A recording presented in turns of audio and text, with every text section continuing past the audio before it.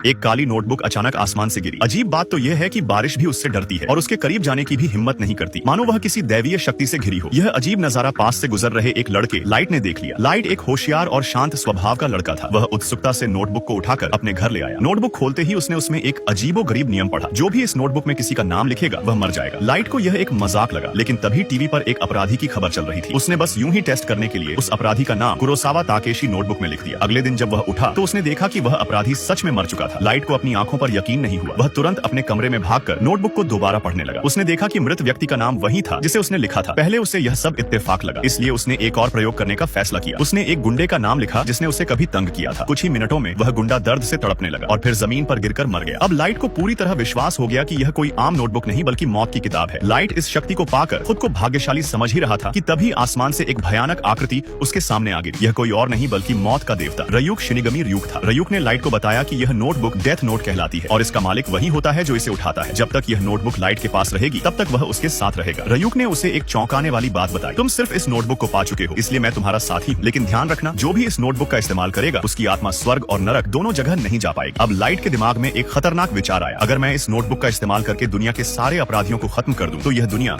एक आदर्श स्थान बन जाएगी। इसके बाद दुनिया भर में अपराधी अचानक मरने लगे। सबका मौत का कारण दिल का दौरा था। धीरे धीरे लाइट को लोगों की जिंदगी और मौत को नियंत्रित करने में मजा आने लगा। वह खुद को न्याय का देवता किलर कीरा मानने लगा। लेकिन यह मामला जल्दी ही पुलिस के ध्यान में आ गया। दुनिया के अलग अलग हिस्सों में अपराधियों की एक ही तरीके से मौत हो रही थी। यह एक रहस्यमयी केस बन गया। पुलिस के पास कोई ठोस सबूत नहीं था, लेकिन वे समझ गए कि यह किसी एक व्यक्ति का ही काम है। इस केस को सुलझाने के लिए उन्होंने दुनिया के सबसे महान जासूस एल की मदद ली। एल एक असाधारण दिमाग वाला जासूस था, जिसने बिना किसी ठोस सबूत के सिर्फ एक दिन में यह समझ लिया कि ये मौतें जापान से ही हो रही हैं और हत्यारा युवा वर्ग का कोई व्यक्ति है।